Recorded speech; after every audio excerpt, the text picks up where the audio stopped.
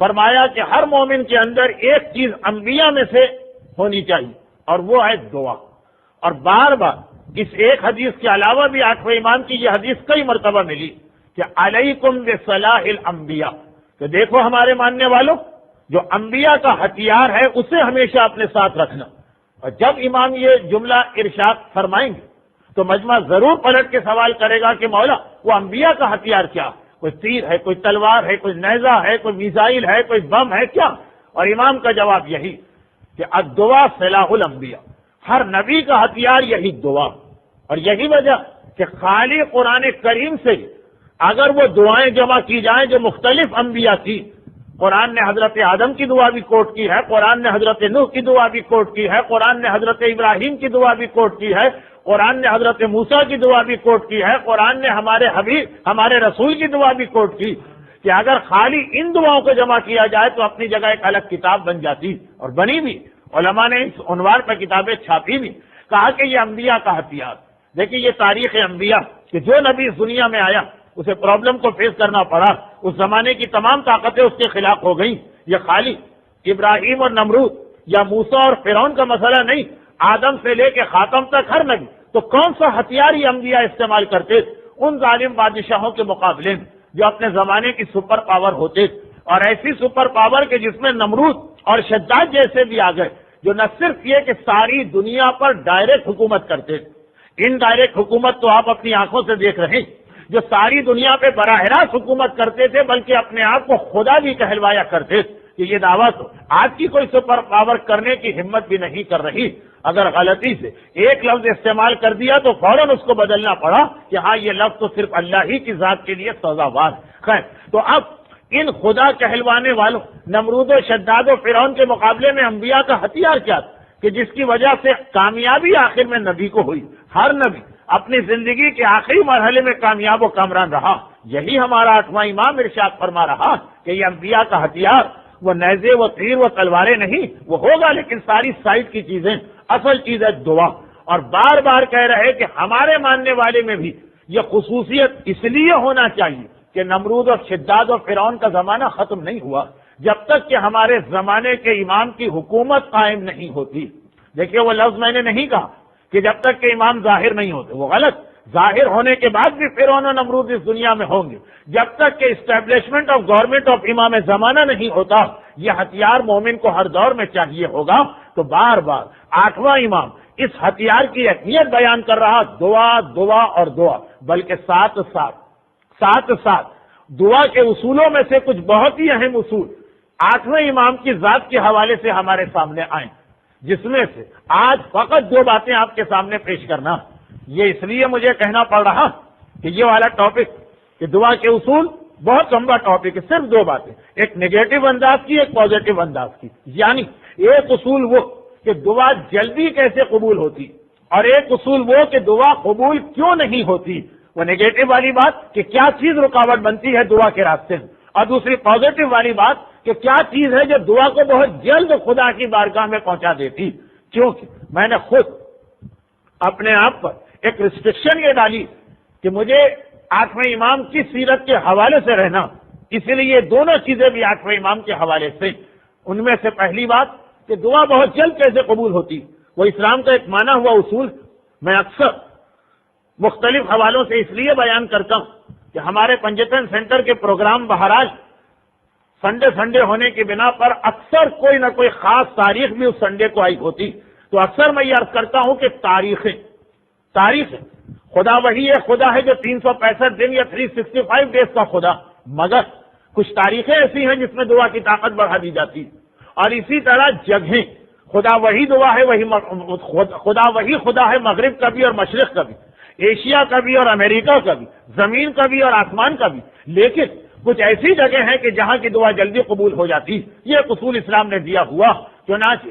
چنانچہ time and place, اس کی اہمیت دعا کے حوالے سے. اب آئیے 8واں امام، ایک بہت ہی مشہور حدیث 8ویں امام کی ہے، لیکن عام طور پہ یہ حدیث جن کتابوں سے پڑھی جاتی ہے اس میں ایک جملہ اس موجود نہیں.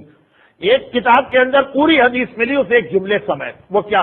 وہ یہ کہ 8واں امام، جیسے ابھی برادر محترم علمدار صاحب جو قصیدہ پڑھ رہے اس میں بھی اشارہ اس کی جانب تھا کہ 8واں امام وہ امام کہ جس نے اپنی زیارت کی اہمیت بار بار بتائی، بہت ہی فضیلت اور ثواب والے پہلوؤں کے ساتھ بتائی، اور 8ویں امام کی زیارت کی حدیث ہے 8ویں امام سے پہلے والے امام بھی بتا چکے، 8ویں امام کے بعد والے امام بھی بتا چکے ہیں۔ یہ جملہ یاد رکھیے گا، بعد والے امام بتائیں تو سمجھ میں آ جاتا کہ بھئی 8ویں امام شہید ہو گئے تو ان کے بیٹے بتا رہے کہ میرے بابا کی قبر کی زیارت کا ثواب، ان کے پوتے 10ویں امام بتائیں، لیکن 8ویں امام کی ولادت سے بھی پہلے 8ویں امام کی زیارت کی حدیثیں ہمارے پاس آنے لگی، اور خاص طور پر جب یہ والی حدیث ہم سنتے ہیں تو اہمیت کا اندازہ ہوتا ہے کہ یہ زیارت کتنی اہمیت رکھتی۔ کون سی حدیث؟ جو ہمارے چھٹے امام صادق آل محمد امام جعفر صادق علیہ الصلوۃ والسلام عجیب انداز سے بیان کی۔ یہ دادا کا تذکرہ، چھٹے امام دادا ہے، 8واں امام پوتے، اور شاید آپ کو یاد رہا ہو سال گزشتہ یہ جملہ میں نے عرض کیا کہ چھٹے امام کی شہادت 8ویں امام کی ولادت سے تقریباً 2 ویک پہلے ہو گئی۔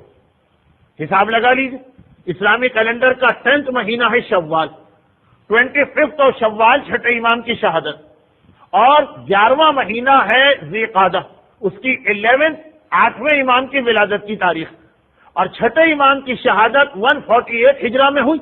اسی سال 2 ہفتے کے بعد 8ویں امام اس دنیا میں تشریف لا رہے ہیں۔ یہ سیم ایئر کا واقعہ ہے 148، وہ ہجری سال ہے کہ جس کے 10ویں مہینے کی 25 کو چھٹے امام شہید ہوتے ہیں، اور اس کے 11th منتھ کی 11 کو 11ویں امام اس دنیا میں تشریف لاتے ہیں۔ تو 2 ہفتے پہلے کی بات۔ اب چھٹا امام اس دنیا سے جا رہا تو جاتے جاتے اپنے بیٹے 7ویں امام کو بلاتے ہیں، اور بلانے کے بعد کہتے ہیں کہ ان قریب خدا تجھے وہ بیٹا عطا کرنے والا جو آل محمد کے خاندان کا عالم، آل محمد کا خاندان خود کتنا عظیم خاندان، اس کے اندر جس کو یہ ٹائٹل دیا جائے، اور یہ چھٹا امام دے رہا، عالم آل محمد، آل محمد کے خاندان کا یہ عالم۔ کاش، یہ جملہ سنیے چھٹے امام کا، کاش اللہ مجھے اتنی مہلت دیتا کہ میں اپنے اس بیٹے کی زیارت کر کے اس دنیا سے رخصت ہوتا۔ ایک امام معصوم، اور وہ چھٹا امام جیسا امام جس کی وجہ سے ہم جعفری کہلاتے ہیں، ہم جس کی وجہ سے جعفری کہلا رہے، وہ ایک تمنا لے کے دنیا سے جا رہا کہ کاش مجھے اپنے اس پوتے کی زیارت کا موقع مل جاتا، پھر میں اس دنیا سے جاتا۔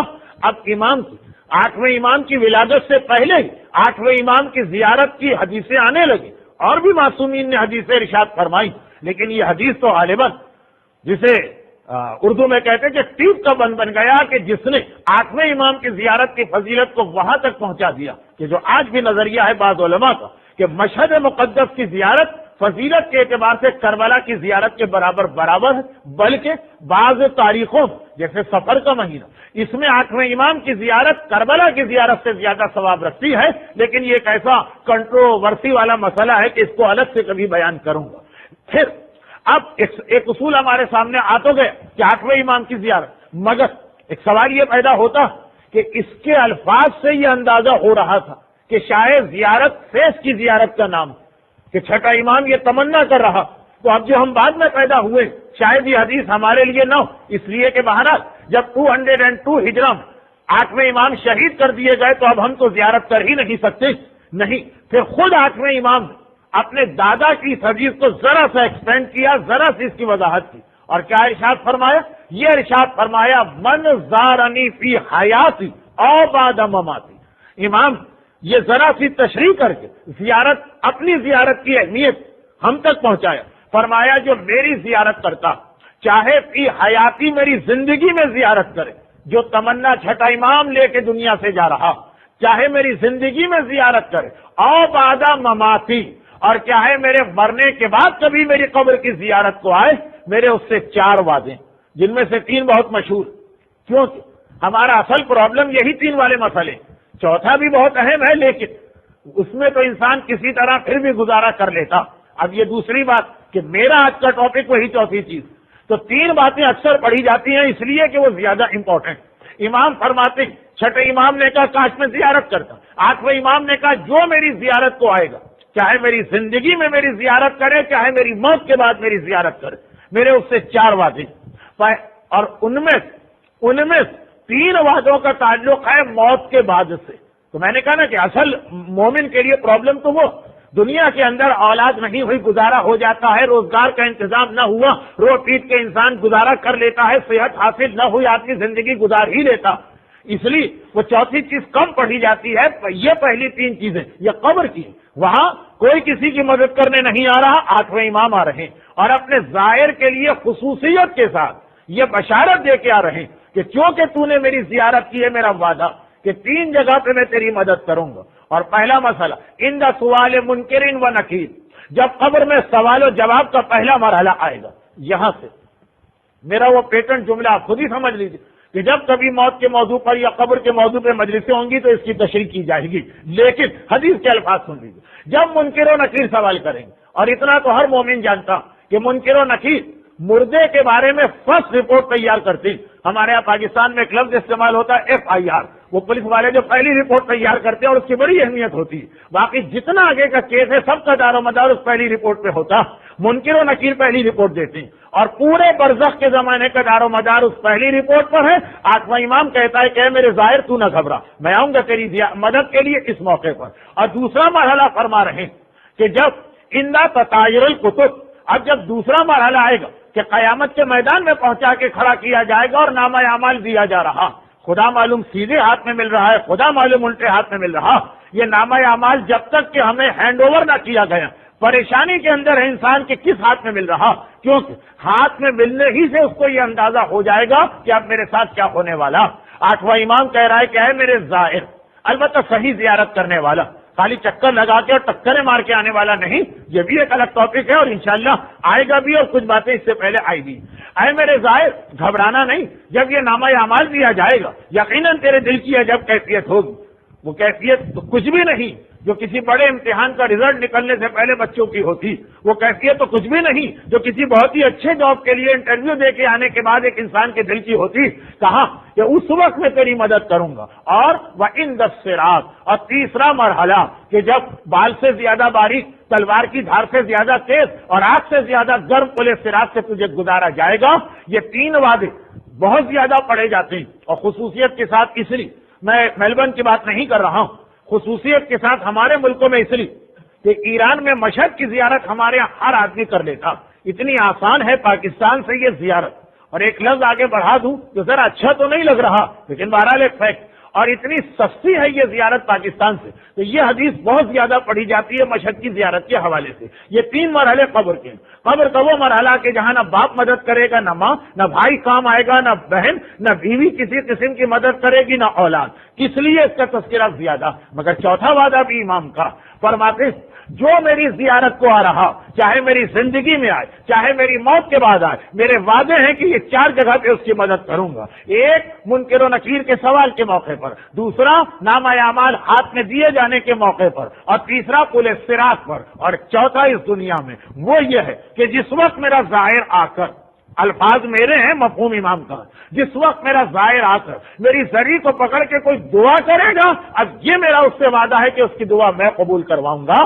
تو دعا کیسے قبول ہوتی ہے، اس کے لیے جگہ کی اہمیت، مشہد مقدس، اگر کربلا کے حوالے سے یہ روایت بہت مشہور، بعض علماء کہتے ہیں کہ یہ خود امام حسین کی ایک دعا تھی کہ خدا بندہ میں اپنی جان تیرے راہ میں دے رہا ہوں، تو یہ تین وعدے تجھ سے چاہتا ہوں، تین تحفے تجھ سے چاہتا ہوں۔ اب آپ کہتے ہیں کہ نہیں، خدا ہی کی طرف سے یہ اعلان تھا بغیر کسی دعا کے کہ اے حسین، تیری قبر پہ جو قبہ ہے، جو گنبد ہے، اس کے نیچے جو دعا مانگی جائے گی میں نے اسے قبول کیا، اور اس مٹی کے اندر جس میں تیرا خون جذب ہوا ہے میں نے شفا رکھی ہے، اور تیری شفاعت میدان قیامت کے لیے محفوظ۔ لیکن آٹھویں امام نے بھی ارشاد فرمایا کہ اے میری زیارت کرنے والے، میری زیارت کے شوق تیرے دل میں پیدا تو ہو گیا ہوگا نا، جب تو نے میرے دادا چھٹے امام کی یہ حدیث سن لی کہ وہ دنیا سے جاتے جاتے میری زیارت کی تمنا لے کے جا رہا، تو زیارت کرنے والے یہ بشارت بھی دیکھ لے کہ میرا روضہ وہ جگہ ہے، میری زری وہ جگہ ہے کہ جہاں پہ آنے والے زائر کی دعا کو میں قبول کرواتا ہوں۔ تو ایک دعا کا ایک اصول یہ کہ دعا جلدی کیسے قبول ہوتی، جگہ ڈھونڈے، اور وہ ایک فہرست، ایک لسٹ اسلام نے دی کہاں کہاں دعا جلدی قبول، وہ انشاءاللہ بعد کی مجالس میں آئے گا۔ آج آٹھویں امام کی سیرت میں بھی رہنا ہے اور دعا کے موضوع کو بھی آگے بڑھانا۔ تو میرا آٹھواں امام اپنی زیارت کے حوالے سے زیارت، اچھا اب اس حدیث کے اندر اصل میسج یہ نہیں ہے کہ دعا کرو، وہ تو ایک سپلیمنٹری بینیفٹ ہم کو بتایا گیا، اصل میسج ہے کہ میرے روزے کی زیارت کے لیے آؤ۔ اور یہ اس سال میری کئی تقاریر کا عنوان رہا کہ اے مومنین آسٹریلیا، دنیا کے اتنے ایسے کونے میں آپ پھکے ہوئے کہ یہ چیزیں ذہن سے نکل جاتی، لیکن اہمیت رکھیے گا، نیت رکھیے گا، دل میں خیال رکھیے گا، ایک ٹارگٹ بنا کے رکھیے گا کہ ان زیارتوں میں بھی جانا اور بار بار جانا، خاص طور پر ان لوگوں کے لیے جو پاکستان جاتے ہی رہتے ہیں، زیارت بہت ہی آسان ہو جاتی، ایک شوق پیدا کرنے کا میرا ارادہ۔ تو اصل چیز زیارت کا مسئلہ، لیکن کہا کہ اس کا یہ سپلیمنٹری بینیفٹ یہ ہے کہ اس سے تمہاری دعا قبول ہوگی، اور دعا کا یہ اصول سامنے آ گیا کہ دعائیں اپنے گھر کے مقابلے میں جیسے مسجد میں جلدی قبول ہوتی، اسی طرح سے اللہ نے کچھ خاص جگہ اس دنیا میں بنائی۔ اور دوسری جانب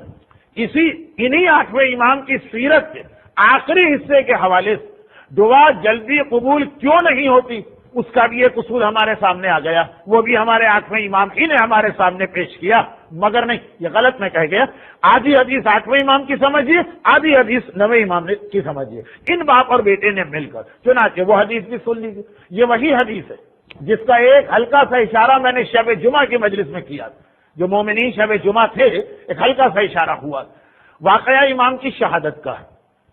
تو میں ذرا سا تفصیل سے واقعہ اس لیے بیان کر رہا ہوں کہ جیسا کہ میں نے عرض کیا، اب مجمع اس کے مقابلے میں ڈبل ہو چکا ہے جب میں پہلا جملہ کہہ رہا کہ پرسوں یعنی کمنگ ٹیوزڈے ایک بہت ہی معتبر روایت کے مطابق 8ویں امام کی شہادت کی رات۔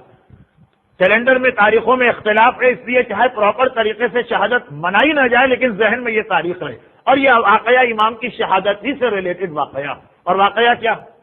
واقعہ ذرا سا روایتوں میں اختلاف ہے، ڈیٹیلز کے اندر اختلاف ہے، لیکن میں ان سارے اختلافات کو ایک طرف رکھ کے واقعے کا ایک ورژن پیش کر رہا ہوں کہ وہ جو تھوڑا بہت اختلاف ہے اس کی وجہ سے اصل واقعے پہ فرق نہیں پڑتا۔ روایت امام کے غلام نقل کرتے ہیں ابو الصلت، یہ امام کے غلام ہیں، اور وہ غلام ہیں جن کا تعلق اس شہر سے تھا جس کا نام آج کل بہت مشہور ہو گیا، بہت زیادہ تو نہیں لیکن اس حوالے سے آنے لگا، افغانستان کا ایک شہر ہے ہرات کے رہنے والے ہیں ابو الصلت حروی۔ چنانچہ یہ نقل کرتے ہیں، ہرات مدینے سے بہت دور ہے، مشہد سے بہت قریب ہے، امام کے غلام یہی ذی-قعدہ کا مہینہ چل رہا میری ریسرچ کے مطابق، اور جو ایک عام تاریخ مشہور ہو گئی، یہ سمجھیے سفر کا مہینہ چل رہا، اور کہتے ہیں کہ ایک دن امام نے مجھے بلایا اور کہا کہ سن، ان قریب وہ وقت آنے والا ہے کہ مامون مجھے دعوت دے گا، اور اس دعوت کی بھی امام نے تفصیل بتائی، وہ میں چھوڑ رہا ہوں تاکہ میرا ٹاپک آج مکمل ہو جائے۔ فرماتے ہیں دعوت دے گا، دعوت میں جاؤں گا اور اس کے بعد واپس آؤں گا، اگر میں اس حالت میں واپس آؤں کہ میرا سر کھلا تو مجھ سے باتیں کرنا، اور اگر اس حالت میں آؤں کہ میرا سارا سر چھپا ہوا ہو، ڈھکا ہوا ہو، چہرہ بھی تقریباً چھپا ہو، تو مجھ سے باتیں نہ کرنا، اور سمجھ لینا کہ مامون نے مجھے زہر دے دیا۔ اور اس کے بعد ذرا تفصیل بتائی کہ پھر جو میری میت ہوگی تو نہ خود اسے ہاتھ لگانا، نہ مامون کو کوئی خبر دینا، بلکہ میرا بیٹا، میرا وارث آئے گا، ساری تفصیلات بتائیں۔ وہ بھی بہت اہم واقعہ ہے، لیکن چونکہ آپ حضرات ہر سال شہادت کی مجلس میں سنتے بھی ہوں گے اور کتابوں میں پڑھتے بھی ہوں گے، شہادت کی تفصیل بتا کے کہا کہ پھر جب میرا بیٹا آ کر غسل و کفن دے دے تو مامون کو جا کے اطلاع دینا، وہ آئے گا، بہت روئے گا، پیٹے گا، بال نوچے گا، سر سے امامہ اتار پھینکے گا، جتنا غم کا اظہار کر سکتا ہے کرے گا، مگر زہر دینے والا بھی وہی، اور زہر دینے کے بعد بھی اس کی خباثت کا سلسلہ چل رہا، وہ کیا کرے گا؟ وہ یہ حکم دے گا کہ میری قبر کا انتظام کیا جائے۔ اب چونکہ وہ اپنے آپ کو تو سوگوار ظاہر کر رہا، تو کہے گا کہ آفیشل حکومت کے پیمانے پر شاہی انداز سے یہ تجہیز و تکفین ہوگی، میری قبر کے انتظامات کرائے گا، خود جائے گا، مگر جہاں پر اس کا باپ ہارون رشید ملعون دفن ہے، یہ مامون تو لعین ابن لعین ہے، خود بھی ملعون، اس کا باپ بھی لعین، کہا کہ جہاں اس کی باپ کی قبر وہاں پہ جائے گا۔ اب آج ہم جاتے ہیں مشہد 8ویں امام کے روضے کی زیارت کرتے ہیں، ذہن میں رہتا نہیں ہے کہ جہاں امام کی پائنتی ہے اس کے آگے ہی بدترین انسانوں میں سے ایک انسان ہارون رشید کی قبر، تو اس وقت خالی وہی قبر تھی، اور وہ قبر تھی جس کے بارے میں 8واں امام بہت پہلے کہہ گیا۔ روایتوں میں ہے کہ ایک مرتبہ ہارون رشید حج کے لیے خانہ کعبہ کی طرف آیا تھا، مکے میں آیا تھا، اور وہ مسجد الحرام میں بیٹھا عبادت کر رہا تھا کہ 8واں امام بھی مسجد میں داخل ہوئے۔ اب یہ وہ لوگ ذرا سا کنفیوز ہو جائیں گے کہ جنہوں نے مسجد الحرام گزشتہ 15-20 سال میں دیکھی، اگرچہ بہت کم مومنین یہاں کے ہیں، یہ وہ مسئلہ ہے جو میں پچھلے سال سے کوشش کر رہا ہوں کہ یہاں کے سارے مومنین دیکھ رہے ہیں، لیکن بعض رکاوٹیں آتی چلی گئیں، قافلہ بنا ٹوٹا، بنا ٹوٹا، اب ٹوٹ چکا۔ اچھا خلاصہ یہ کہ جو لوگوں نے نہیں دیکھا وہ سمجھ لیں گے، جو وہ روایت سمجھ جائیں گے، اور جو دیکھ چکے ہیں وہ کنفیوز ہوں گے. اس لیے کہنا کہ آج کی مسجد الحرام کو مت سمجھیے، آج تو بہت بڑی مسجد الحرام. جس زمانے میں 8واں امام بہت مختصر، اس لیے اس روایت میں کوئی عجیب بات نہیں کہ جیسے ہی ہارون نے دیکھا کہ 8واں امام مسجد میں داخل ہوئے، فوراً وہ شرمندہ تو ہے نا، گلٹی کانشیس تو ہے نا کہ ان کے بابا کو 14 سال میں نے قید میں بھی رکھا اور ان کے بابا کو زہر دے کے شہید بھی کیا. فوراً اٹھا، دوسرے دروازے سے نکل گئے. جو لوگ نہیں گئے ان کے لیے تو بالکل ایک عام سا واقعہ، جو گئے وہ سوچ رہے ہوں گے کہ اتنی بڑی مسجد الحرام، اتنی لکو دک، اس میں کسی کو کسی کی خبر نہ ملے تو یہ کیسے ہو سکتا ہے کہ ایک آدمی ایک دروازے سے انٹر اور ہارون دیکھ. نئے جانے والے اس مسجد میں راستہ بھول جاتے ہیں. 3 دن لوگوں کو راستہ نہیں ملتا مسجد سے نکلنے کا. آج یہ مسجد اتنی بڑی ہو گئی. اور لیکن اب پھر یہ مسئلہ اس لیے حل ہو گیا کہ تھوڑے بورڈ لگا دیے گئے. 80 کا جو واقعہ ہے پڑھیے گا، جو میرا سفر نامہ کسی صاحب نے لکھ دیا تھا، بلکہ کسی صاحب کیا میرے محترم استاد تھے ڈاکٹر منظر کا آدمی. تو 3 دن مسجد سے نکلنے کا راستہ نہیں مل رہا. خیر، تو خلاصہ یہ ہے کہ چھوٹی مسجد کی ایک دروازے سے 8واں امام آئے، ہارون دوسرے دروازے سے چلا. جیسے ہی چلا گیا 8واں امام نے اسی وقت اس کو دیکھ کے ارشاد فرمایا کہ کتنا ہی مجھ سے بھاگے گا، لیکن میری اور اس کی قبر ساتھ ساتھ ہی بنے گی اور میرے پائیں پہ یہ پڑا رہے گا اس وقت تک جب تک کہ اللہ ان ظالموں سے انتقام نہیں لیتا. یہ خود ایک اشارہ ہے ظہور امام کی طرف باہر آ.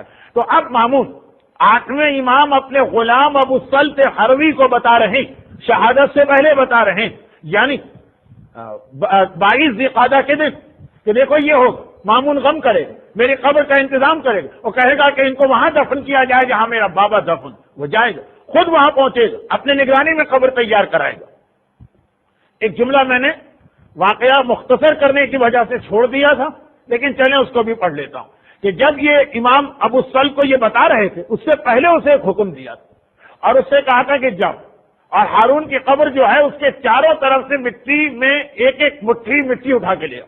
وہ 4 مٹھیاں لے کے آیا اور امام کے سامنے رکھی. امام نے اسے کچھ پوچھا نہیں، ایک مٹھی اٹھائی، ایک مٹھی میں مٹی لی، جو 4 ڈھیر لے کے آیا ہے 4 شاپر میں یا 4 باکسز میں سونگا. اس کے بعد کہا کہ اے میرے غلام، یہ ہارون کے 35 سے لائے ہو نا؟ گھبرا کے کہا مولا آپ کو کیسے پتا چلا؟ ہاں میں 35 سے لایا. کہا یہاں میری قبر نہیں بنے گی، یہ کہہ کے پھینک دی. دوسری مٹھی مٹی سے بھری جو دوسرا ڈھیر تھا اسے سونگا، کہا کہ یہ ہارون کے دائیں طرف سے لائے ہو نا؟ یہاں بھی میری قبر نہیں بنے گی، پھینک دی. تیسری مٹھی، وہ مٹی کا ڈھیر تیسری مٹھی میں لیا اور وہاں بھی کہا کہ یہ اس کے بائیں طرف سے لائے ہو نا؟ وہ خود بھی حیران ہو پریشان. اور پھر امام نے چوتھی مٹھی مٹی سے بھری جو آخری ڈھیر سونگا اور کہا کہ یہ ہارون کے سرہانے سے لائے ہو نا؟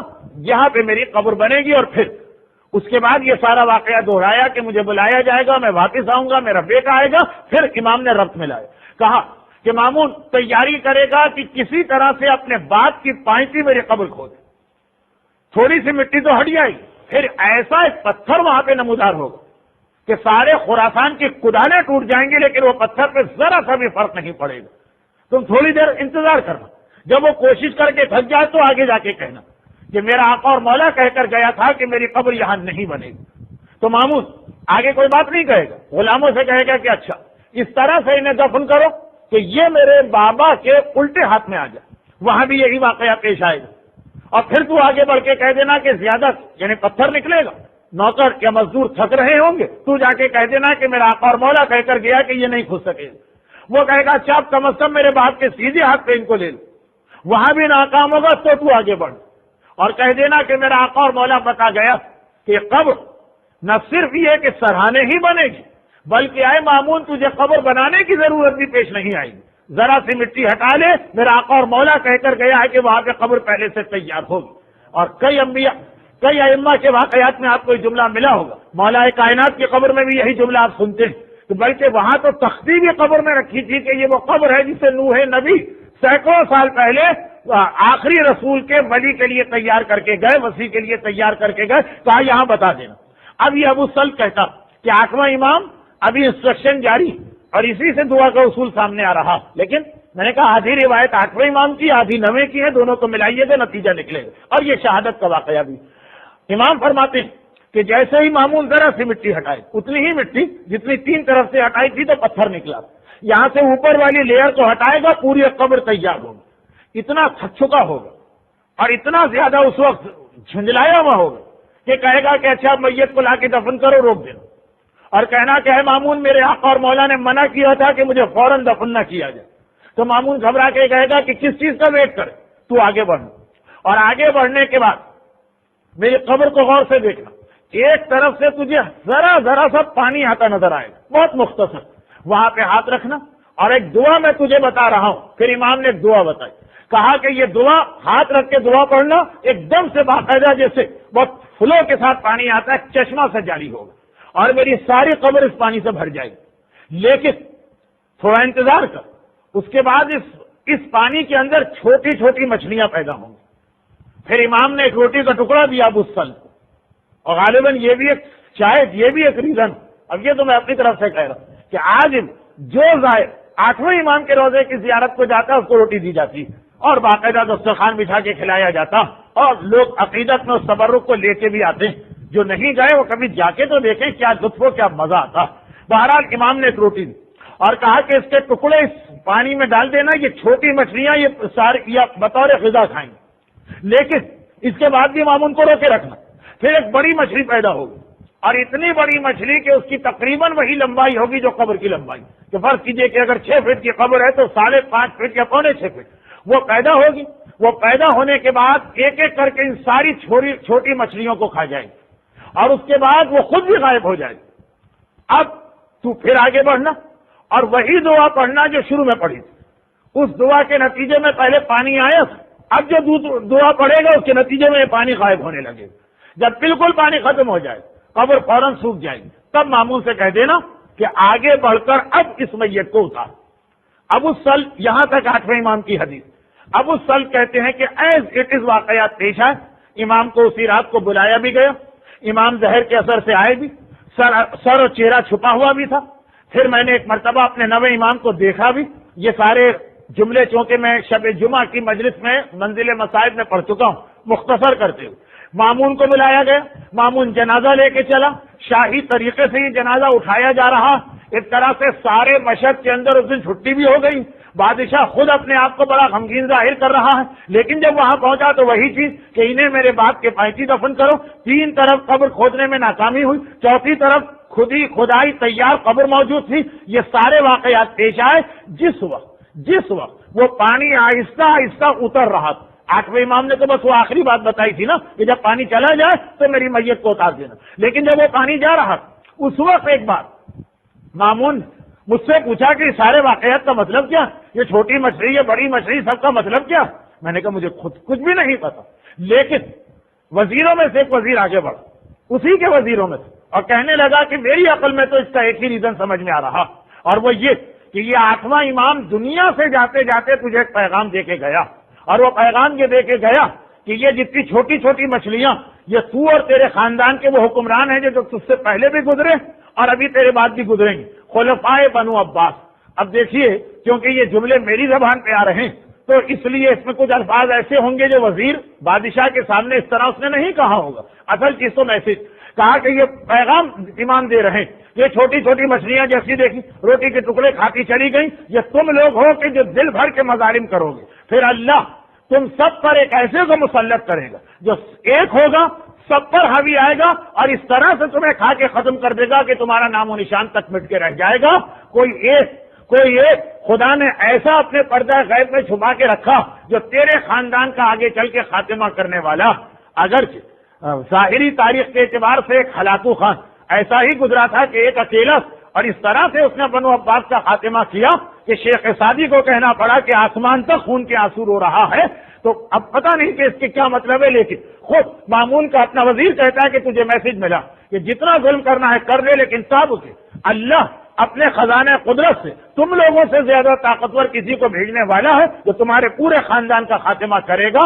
اتنی دیر میں وہ پانی اتر چکا تھا، وہ بات مکمل ہوئی، در پانی ختم ہوا، جنازہ دفن کیا، لوگ واپس آئے۔ اب ابو السلم سے سنیے کہ یہ 23 ذی قعدہ کے دن کا واقعہ، 23 ذی قعدہ کی شب وہ امام نے پورا انسٹرکشن دیا ابو السلم کو، نیکسٹ ڈے یہ پورا واقعہ پیش آیا۔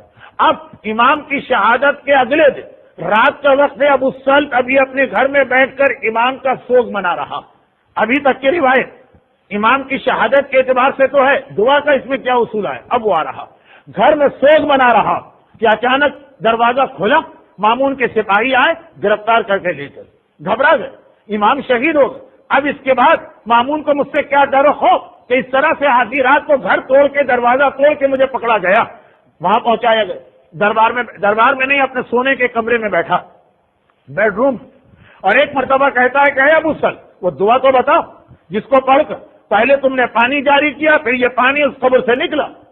اب ابو سلط کہتا ہے کہ میں خود گھبرا گیا، دعا بہت چھوٹی سی تھی، لیکن اب جتنا سوچتا ہوں، جتنا یاد کرتا ہوں، دعا میرے ذہن سے غائب، ایسا لگ رہا ہے کہ میں نے زندگی میں کبھی یہ دعا سنی بھی نہیں۔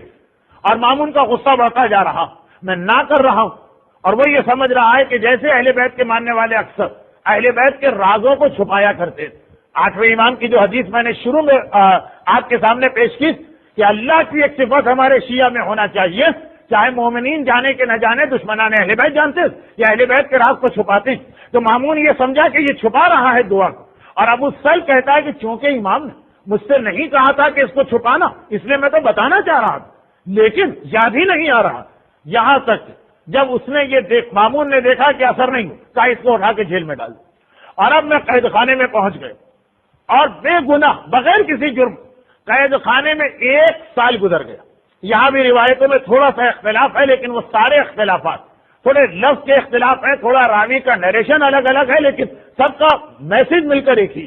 اب وہ یہ کہتا ہے 1 سال گزر گئے، میں ہر رات کو دعا مانگ رہا ہوں، ہر دن کو دعا مانگ رہا ہوں، قید میں آدمی کا کام ہی کیا ہوتا؟ دعا ہی دعا مانگتا، اس لیے کہ میں بھی قید میں رہ چکا ہوں، البتہ کوئی چوری نہیں، کوئی ڈاکہ نہیں، کسی کا مال نہیں لوٹا، وہ یہی مسئلہ تھا ضیاء الحق کا ماشاء اللہ اور شیعہ سنی پرابلمس ہے۔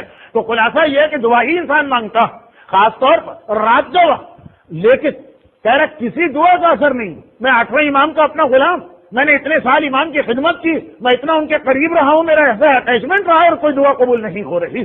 وہاں ام ایمن کے واقعات میں ملتا ہے، جناب فضہ کے واقعات میں ملتا ہے کہ دعا مانگتے ہیں اور آسمان سے اللہ ان کی حاجتیں پوری کر دیتا۔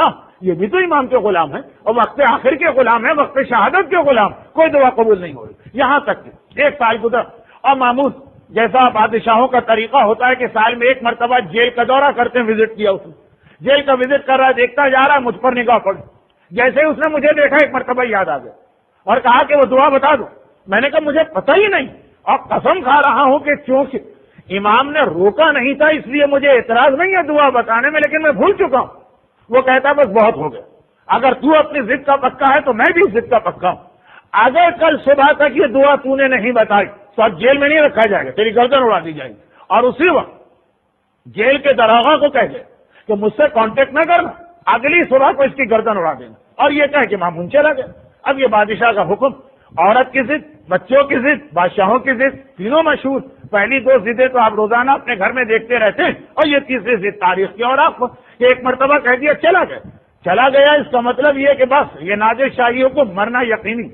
اب کہتا ہے کہ اس رات کو میں نے گل گڑا کر اپنے زمانے کے امام کو پکارا، سال بھر سے پکار رہا تھا، دعا جو مانگ رہا تھا، کیونکہ ایسے زمانے میں ہے کہ امام موجود، نویں امام، اور ان نویں امام سے یہ ملاقات بھی کر چکا۔ وہی واقعہ جو شب جمعہ بھی میں نے پڑھا، اور آپ ہر سال سنتے ہیں مصائب میں کہ جب نویں امام اپنے بابا کو غسل دینے آئے، یاد بھی ہوگا کہ پہلے تو پہچانے ہی نہیں، گھبرا کے کہا تھا تو کون آ گیا اس گھر میں، اور پھر جو تعارف ہوا پتا چلا کہ یہ تو اس وقت میرے امام، تو بار بار ہم کو پکار رہا۔ اور فجر کے کچھ قریب، یہاں پہ 2 مختلف ورژن ہیں روایتوں کے، دونوں کا خلاصہ ایک ہی، فجر کے کچھ قریب امام، نویں امام ایک بار اس کے قید خانے میں نظر آ رہے ہیں۔ کہاں مدینہ، کہاں مشرق، زمین و آسمان کا فاصلہ سمجھ لیجئے، اس زمانے کے اعتبار امام نظر آ رہے ہیں۔ اور آنے کے بعد کہتے ہیں کہ ابو سلط تو نے کیوں پکارا؟ کہا فرزند رسول یہ میرا مسئلہ ہے، اگر یہ دعا مجھے یاد نہ آئی تو کل مارا جاؤں گا۔ اب ایک روایت یہ ہے کہ امام نے اس کو دعا بتائی، اور اگلی صبح کو جب داروغہ آیا اس کو پکڑ کے پھانسی کے پھندے پہ لٹکانے کے لیے، تو اس نے کہا کہ فوراً مجھے ہارون تک پہنچاؤ، مامون تک پہنچاؤ، میں اس کی بات ماننے کو تیار ہوں۔ اور وہاں گیا اور دعا سنائی، اور مامون کو تم پہلے سے یقین تھا کہ دیکھا آخر تھک ہار کے تو نے میری بات مانی ہی، اس کو کیا یہ معجزہ سناتا اور اسے کیا یقین آتا، اور وہاں سے چھوڑا گیا۔ دوسری روایت یہ کہ نہیں، نویں امام آئے اور کہا کہ کیا مسئلہ؟ کہا مولا وہ دعا یاد نہیں آ رہی، کہا مسئلہ دعا ہے کہ مسئلہ آزادی یا رہائی؟ دیکھیے یہ بھی ایک ضمنی بات آ گئی کہ انسان دعا کرنا بھی تو سیکھے کہ آخر اس کا اصل پرابلم کیا، وہ کیا مانگ رہا۔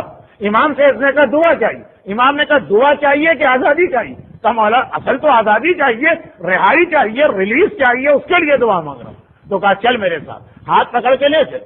سارے سپاہی کھڑے، دروازہ کھڑا، رات کے وقت تو پہرا اور زیادہ سخت ہو جاتا ہے، ان کے بیچ سے لے کے نکلے اور کسی کی نگاہ بھی نہ پڑی، یا نگاہ سب کی پڑی، نظر کسی کو نہیں آیا۔ جس طرح اللہ کا رسول شب ہجرت اسی طرح سے ان کافروں کے درمیان سے نکلا تھا، دیکھ سب رہے تھے لیکن نظر کسی کو نہیں آ رہا تھا۔ آنکھیں ہیں اور نظر نہیں آتا، یہ جو قرآن کہتا ہے یہ ہمارے سامنے معجزات نظر آ رہے، لے کے باہر نکلے۔ جیسے ہی جیل سے باہر نکلے تو ایک مرتبہ کہا اب بتا تجھے کہاں جانا؟ امام مدینے سے آئے، مدینے چلنا؟ کہا نہیں مولا کافی طویل عرصہ ہو گیا، پہلے آپ کے بابا کی خدمت، پھر یہ جیل، میں اپنے گھر والوں سے اب تک ملاقات نہیں کر سکا ہوں، چنانچہ میرا دل چاہتا ہے کہ اپنے وطن ہرات پہنچوں اور اپنے بیوی بچوں اور گھر والوں سے ملوں۔ تو امام نے ایک مرتبہ اس سے صرف اتنا سا کہا کہ یہ رومال اپنے چہرے پہ ڈال کے ہٹا لے۔ رومال چہرے پہ ڈال کے ہٹاتا ہے تو کہاں مشہد اور کہاں ہرات اپنے گھر کے سامنے نظر آ رہا، اور پھر ساری زندگی اس کی وہیں گزری۔ مگر اب یہ دو واقعات کہ یا تو مامون کے پاس جا کے دعا بتا کے رہائی لے کے آیا، اور یا پھر خود امام نے بغیر دعا بتائے اس کو کیسے رہائی دلوائی۔ اتنا سا اختلاف ہے لیکن شروع سے لے کے باقی سارا واقعہ یکساں۔ اب سنیے وہ جملہ کہ جب یہ قید سے رہائی پا گئے اور اس کی ملاقات نویں امام سے ہوتی، پہلے واقعے میں تو نویں امام، دوسرے واقعے میں تو نویں امام ساتھ ہی ساتھ۔ جب یہ جیل سے باہر آئے امام نے کہا کہاں جانا ہے؟ کہا ہرات جانا ہے۔ امام نے کہا میں پہنچاتا ہوں۔ کہا مولا ایک بات بتا دیجیے۔ اور پہلے واقعے میں یہ ہے کہ جب مامون نے رہا کیا تو پہلے مدینے آ کے نویں امام کی زیارت کی، پھر ہرات گئے اور پوچھا نویں امام سے کہ مولا ایک بات بتا دی، سال بھر آپ کے بابا کا غلام آپ کو پکارتا رہا، جس نے آپ کے بابا کی اتنی خدمت کی، جو اتنا عقیدت مند ہے آپ کے خاندان، سال بھر اس نے آپ کو پکارا، آپ آئے تو ٹھیک ایک سال کے بعد آئے، ایک سال تک آپ اس کی مدد کو اور فریاد کو نہ پہنچے۔ اب ذرا سنیے امام کا ریئیکشن۔ امام کا ریئیکشن اس میں بہت ساری چیزیں ایسی جو ظاہری اعتبار سے ہوتی ہیں، امام اس طرح سے حیرت ظاہر کر رہے ہیں کہ جیسے ایک بالکل نئی بات سنی۔ کہا کہ اے شخص تو کیا کہہ رہا، بابا کی شہادت کے بعد آج پہلی رات تھی کہ تیری فریاد مجھ تک پہنچ، اور جیسے ہی پہنچ ویسے ہی میں نے تیری رہائی کا انتظام کروایا۔ اب یہ گھبرا گیا۔ کہا فرزند رسول آپ معصوم ہیں، غلط بیانی کر نہیں سکتے، لیکن میں سال بھر آپ کو پکارتا رہا، سال بھر میں دعا مانگتا رہا، اور ایک ایک دن میں پتہ نہیں کتنی کتنی مرتبہ۔ اور امام حیرت کا اظہار کر رہے ہیں کہ تو نے تو آج ہی مجھے پکارا۔ کبھی ہمارا آپ کا بھی ایسا واسطہ ہوتا ہے دوستوں کے ساتھ، وہ کہتے ہیں میں نے کانٹیکٹ کیا، حیران ہوتے کہ نہیں مجھے تو پہلا میسج ہی ابھی ملا، اور وہ کہہ رہے ہیں کہ میں نے اتنی دفعہ یہ میسج بھجوائے۔ یہاں پہ وہی بات ہوگی۔ اب امام کہہ رہے ہیں کہ تیرا پیغام مجھے آج ملا، غلام کہہ رہا ہے کہ سال بھر میں نے پکارا، بار بار پکارا، دن میں کئی بار پکارا، اس سال میں شب قدر بھی آئی ہوگی، اس سال میں 15 شعبان بھی آئی ہوگی، سال میں نوچندی جمعراتیں بھی آئی ہوں گی، سال میں نارمل جمعراتیں بھی آئی ہوں گی، اور امام کہہ رہے ہیں کہ نہیں تیری آواز آئی نہیں۔ آخر امام وہ سوال کر رہے ہیں، امام کا سوال یہ بتا رہا کہ اصل میں یہ جملہ ہم تک پہنچانا۔ امام نے کہا یہ بتا کہ آج کی رات جو تو نے مجھے پکارا، کیا اسی طریقے سے پکارا جیسے سال بھر پکارتا رہا، یا کوئی فرق پڑ گیا؟ کہا مولا پکارا اسی طرح، لیکن اتنا مجھے یاد ہے کہ چونکہ آج مامون یہ کہہ کر گیا کہ اگر کل صبح تک تو نے مجھے یہ دعا نہ بتائی تو میں تجھے قتل کر دوں گا، تو آج میری عجیب کیفیت تھی کہ میں دعا مانگ رہا تھا، نہ نیند آ رہی تھی، نہ بھوک لگ رہی تھی، نہ پیاس لگ رہی تھی، نہ آرام کی خواہش تھی، نہ دماغ میں کوئی خیال آ رہا تھا، نہ ذہن کہیں اور جا رہا تھا۔ امام نے فرمایا بس یہی بات کہ سارا سال تو نے ہم نے پکارا، لیکن اوپری دل سے پکارا، اوپری زبان سے پکارا، بے توجہی سے پکارا، ذرا لاپرواہی سے پکارا، وہ کنسنٹریشن نہیں تھا، وہ ارتکاز نہیں تھا، لیکن آج چونکہ تجھے اپنی موت سامنے نظر آنے لگی تو آج تو نے دل کی گہرائی سے پکارا، اور وہ دعا من القلب الی القلب جو دل کی گہرائی سے نکلتی ہے وہ دل تک پہنچائی جاتی ہے، جو منہ سے نکلتی ہے وہ فقط ہوا میں اڑ کے رہ جاتی ہے۔ الفاظ میرے ہیں، مفہوم امام کا ہے۔ امام فرماتے ہیں کہ دیکھ دعا وہی قبول ہوتی اور وہی بارگاہ الہی میں پہنچتی ہے جب پوری توجہ کے ساتھ پکاری جائے۔ یہی وجہ، یہ جملہ سن لیجئے، بعض علماء نے لکھا ہے کہ یہ امام کی حدیث مجھے نہیں ملی، اور جب میں کہتا ہوں مجھے نہیں ملی تو مراد یہ نہیں ہوتی کہ میں کوئی بہت بڑا ریسرچ اسکالر، مراد یہ ہوتی ہے کہ جو میرے اساتذہ اور اس حوالے سے جو ہمارے علماء اور مراجع مشہور ہیں ان سے کانٹیکٹ کیا گیا۔ بعض علماء نے کہا یہ امام کی حدیث، بہرحال حدیث تو نہیں مل پائی، لیکن اصول اپنی جگہ بالکل صحیح جو فرماتے ہیں۔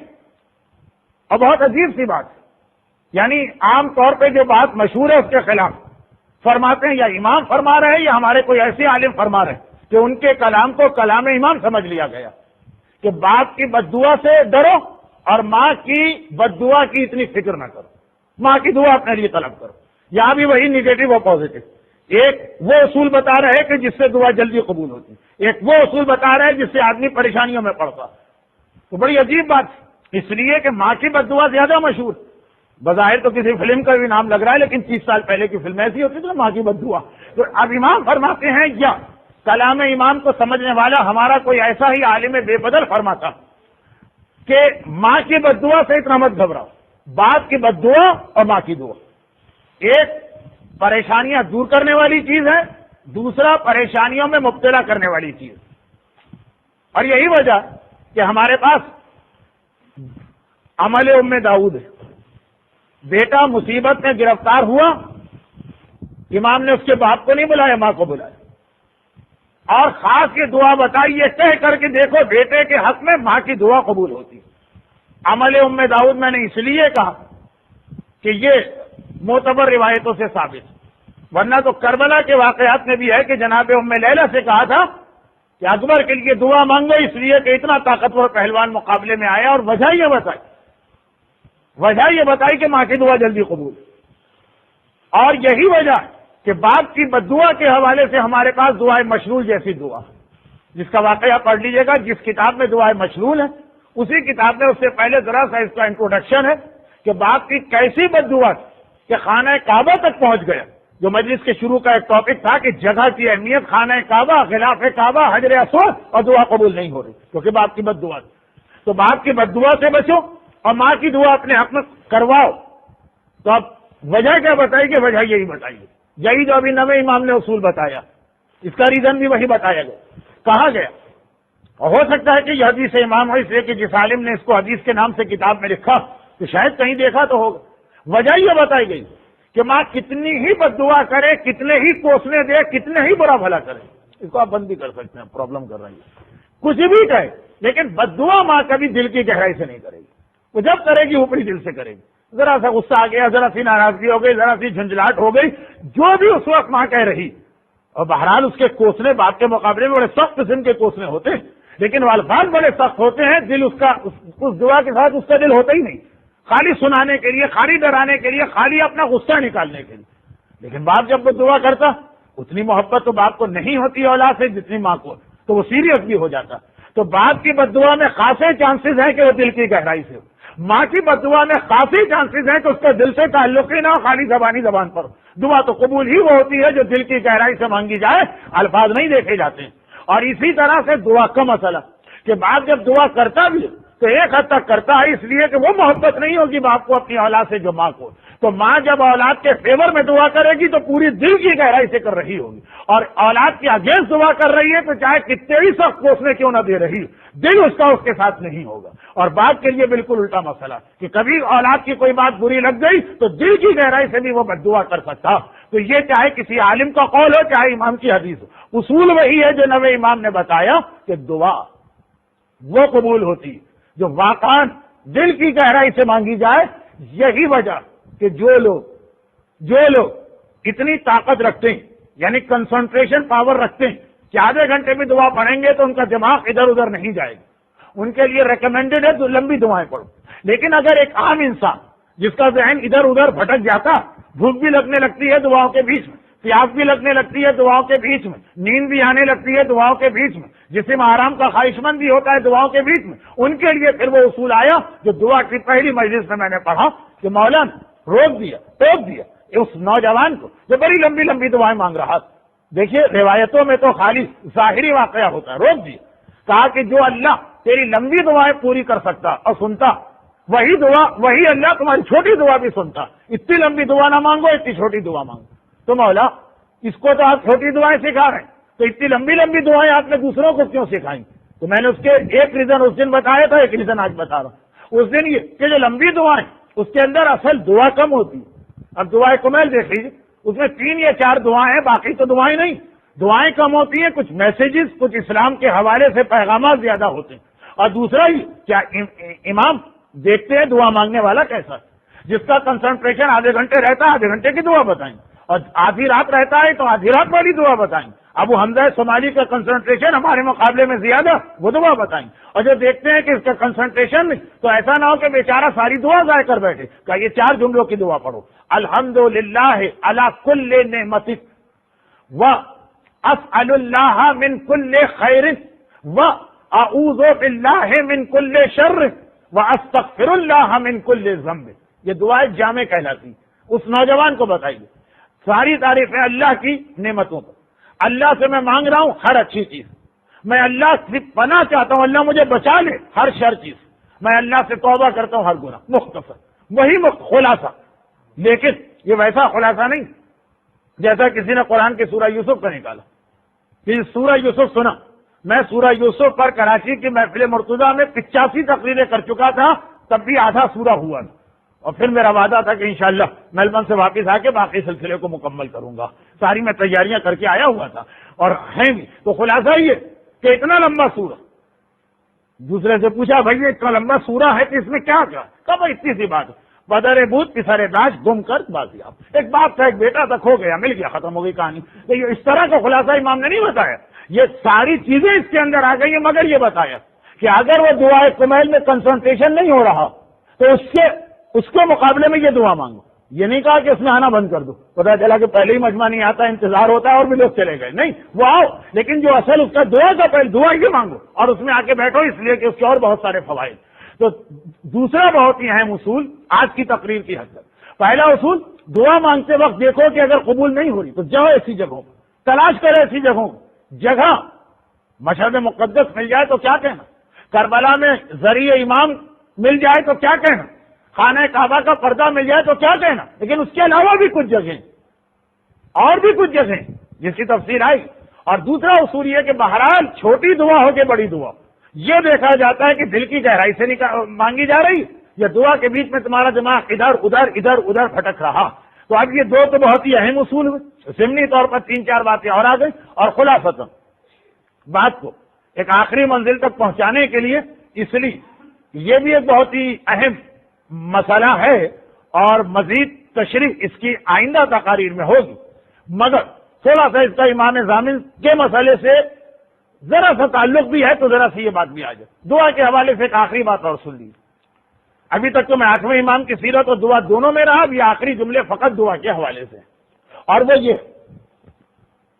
کہ ایک ضروری مسئلہ پیش آ گیا. دیکھیے اسلام دنیا کو دوسرے نمبر پہ رکھتا ہے، آخرت پہلے، مگر بہرحال دنیا کو اہمیت دیتا. یہ نہیں کہتا ہے کہ ہندو سادھو بن جاؤ یا بدھ مونک بن جاؤ یا کرسچن راہب بن جاؤ، دنیا سے کوئی تعلق ہی نہیں. چنانچہ مال حلال اسے کمانا عبادت قرار دیا گیا، اس کی حفاظت جہاد قرار دیا گیا. من قتل دون مالہ فہو شہید، جو اپنے حلال مال کو بچاتے ہوئے مارا جائے وہ بھی شہید راہ خدا. اسلام پسند نہیں کرتا ہے کہ آپ کہیں کہ یہ روپیہ پیسہ آپ کا میل ہے، میں نوٹ کو جلا دیتا ہوں، میں اٹھا کے پھینک دیتا ہوں. یہ جائز نہیں. اسراف کے حوالے سے اگرچہ تقریر ہو چکی ہے لیکن پھر بھی ابھی بہت زیادہ اس کو یاد دلانے کی ضرورت کہ یہ نہیں کہ آپ کے گھر میں ایک چیز، ایک کپڑا آپ نے ایک دفعہ پہنا اٹھا کے پھینک دی، کہا کہ نہیں اب دل نہیں چاہ رہا. یہ جائز نہیں ہے اسلام. اس کا ایک دوسرا طریقہ ہے کہ پھر راہ خدا میں خیرات کر دو، لیکن یوں پھینک دینا اسراف. اب اسی حوالے سے ایک بات، جس پوتے کا آج تذکرہ ہوا ان کے دادا، جن کا شروع میں ذکر ہوا آخر میں بھی وہی ذکر ہو کے ربط مصائب کے بعد آج کی مجلس اختتام کو پہنچے گی. گھر کے آج مجلس کا اعلان نہیں تھا لیکن شہادت کی تاریخ بھی اتنی قریب کہ میرا دل چاہا کہ تھوڑے سے مسائل، زیادہ تفصیلی نہیں، یہ اس کے ساتھ ملا ہی دیے جائیں. زمین پہ جھگڑا ہو گیا. چھٹے امام کی ایک بہت بڑی زمین ہے مگر پارٹنرشپ میں امام نے کسی اور آدمی کے ساتھ مل کے وہ زمین کا ٹکڑا خریدا. اور یہ شرکت مشائی جو ہمارے ایڈلٹ فقہ کلاس ہو رہی ہے اس میں تفصیل آ گئی کہ پارٹنرشپ کے 2 طریقے ہیں کہ ایک زمین خریدی گئی، یہ ہوا کہ یہ آدھا رائٹ سائڈ آپ کی ہے، لیفٹ سائڈ آپ کی ہے، ختم بات. جیسے پنجتن سینٹر کا ایک پروجیکٹ ہے کہ اتنی بڑی زمین خریدی جائیں گی، اس میں بنگلے بنائے جائیں گے اور مکان بنائے جائیں گے اور لوگ خریدیں گے اور انشاءاللہ اللہ اپنے وقت پہ اس کو کامیاب و کامران بھی کرے گا. ایک وہ ہوتا ہے. اور ایک یہ ہوتا ہے کہ نہیں اس طرح سے کوئی زمین آپ نے خریدی کہ $500 آپ کے $500 اس کے $1000 کے خرید لیے، اب ہر حصے میں آپ دونوں شریک. یا باپ مر گیا تو اس کے بیٹے کو جو مکان ملا تو یہ مکان کے اندر ایسا نہیں ہے کہ نیچے والی منزل بڑے کی ہے تو اوپر والی چھوٹے کی نہیں، ہر کمرے میں کمرے کے ہر انچ اور سینٹی میٹر میں برابر کے شریک ہوتے ہیں، تو آگے چل کے کبھی پرابلم ہوتا۔ اب امام نے اس آدمی کے ساتھ مل کے ایک زمین خریدی، خاصی بڑی زمین تھی، خاصی قیمتی زمین، آگے چل کے کچھ پرابلم سامنے آنے لگے، تو اب یہ طے ہوا کہ بہتر یہ، جیسے اکثر میں نے دیکھا لاجیکل بات کہ باپ کے مرنے پہ مکان بیٹوں کو ملا، ابھی چلایا 4 مہینے 6 مہینے سال بھر کے بعد پرابلم ہوئے تو طے کر لیا گیا کہ اس کے 2 پورشن کر، آپس میں راضی ہنسی خوشی، ایک پورشن تم لے جاؤ دوسرا تم لے جاؤ، شرن پورشن نہیں، شرن ہر حصے میں دونوں برابر کے شریک، لیکن جھگڑا ختم کرنے کا ایک طریقہ یہ، تو یہ طے ہوا کہ مولا بہتر یہ ہے کہ ہم لوگ اسے الگ الگ کر دیں۔ ٹھیک ہے، لاجیکل بات ہے، کامن سینس کی بات ہے، سمجھ میں آ رہی ہے، چنانچہ طے ہو گئے۔ اب کیسے الگ الگ کیا جائے؟ کیونکہ زمین ایسی کہ اس کا ایک حصہ زیادہ قیمتی تھا، زیادہ ویلیو رکھتا تھا، دوسرا حصہ کم ویلیو رکھتا تھا۔ سامنے والا پارٹنر کوئی مومن بھی نہیں ہے کہ آدمی ذرا اس کے لیے قربانی دے۔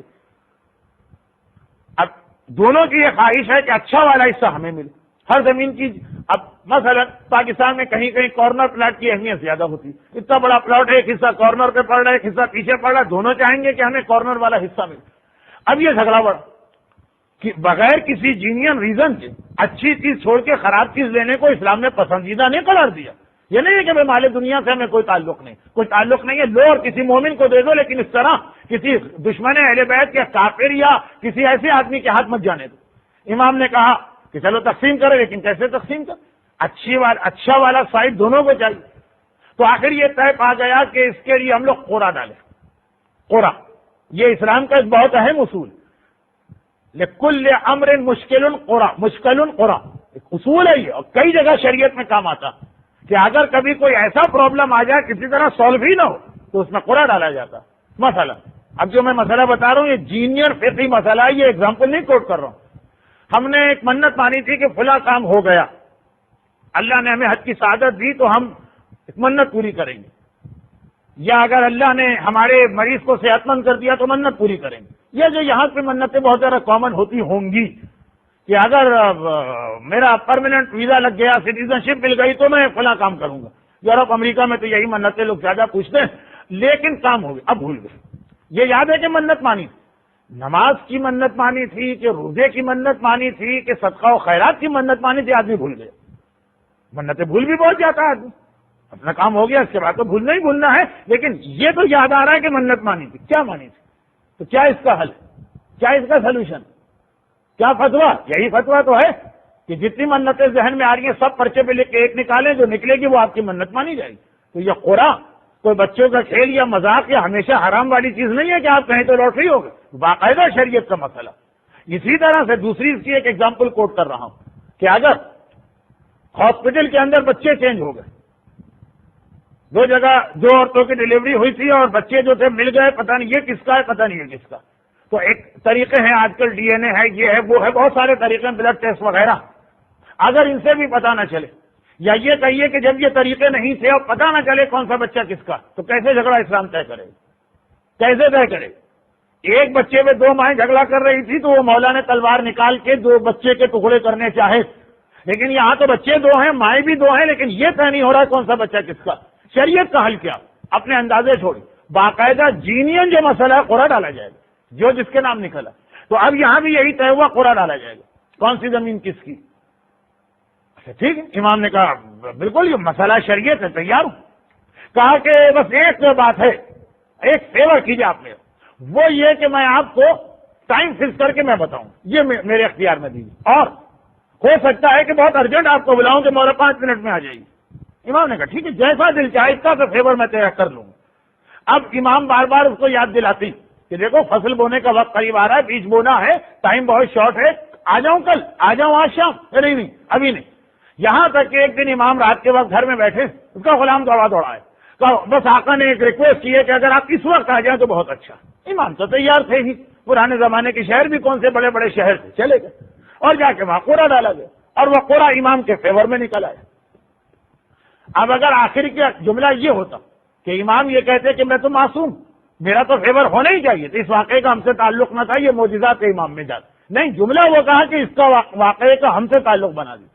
وہ سر پکڑ کے بیٹھ گیا، کہنے لگا یہ کیسے ہو گئی، تو ہونا ہی نہیں چاہیے، بھائی امام نے کہا کوڑا ڈالا گیا، 50-50 چانس ہوتے ہیں، مینٹلی آدمی کو پریپیئر رہنا چاہیے، تو اتنے یقین سے کیسے کہہ رہا کہ نہیں ہونا چاہیے؟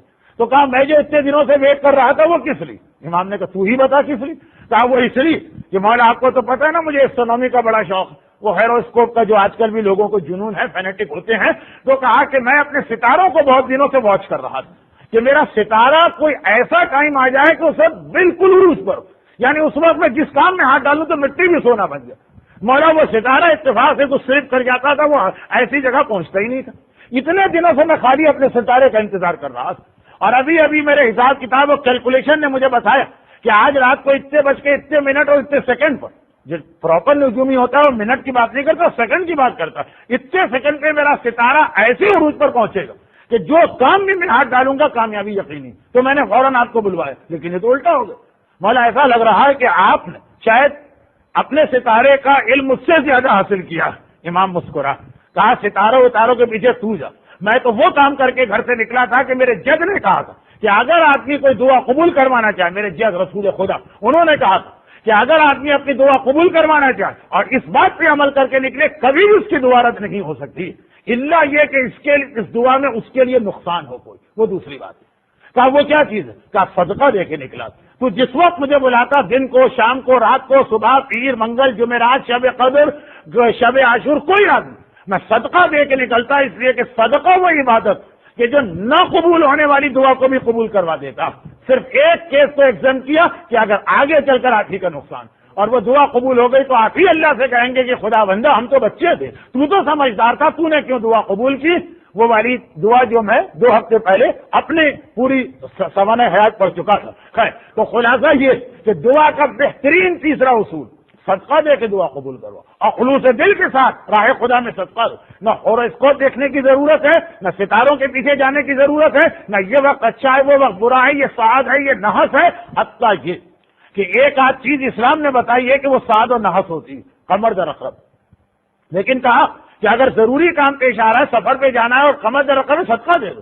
صدقے میں وہ طاقت ہے جو امام کی بتائی ہوئی چیزیں ہیں ان کے اوپر بھی صدقہ حاوی آ جاتا، یعنی جو اصول ہوراسکوپ کے امام نے بتائے۔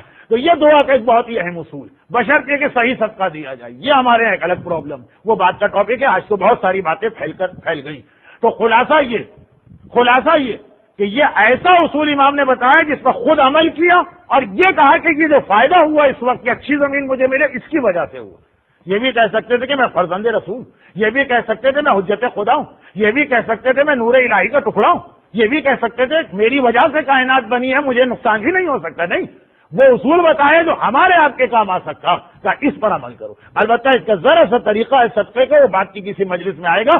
ابھی اختتامی جملے لیکن یہ سارے جملے اپنی جگہ پہ، جتنے اصول آپ نے سنے آج سے پہلے اور آج کے بعد بھی ایک تقریر اور آپ سنیں گے، وہ سب اپنی جگہ پر، لیکن ایک آخری مرحلہ آتا ہے کہ اللہ اس دعا کو ضرور روک دیتا ہے جس میں ہمارا اپنا ہی نقصان، اور ایسا نقصان ہے کہ ہم بعد میں خود اللہ ہی سے جا کے لڑیں گے۔ یہ ہمارے اور آپ کے لیے، اور ائمہ کی دعا کو بھی روک دیا جاتا ہے، لیکن ائمہ نہیں، یہ غلط میں کہہ دے، خاندان اہل بیت۔ کب؟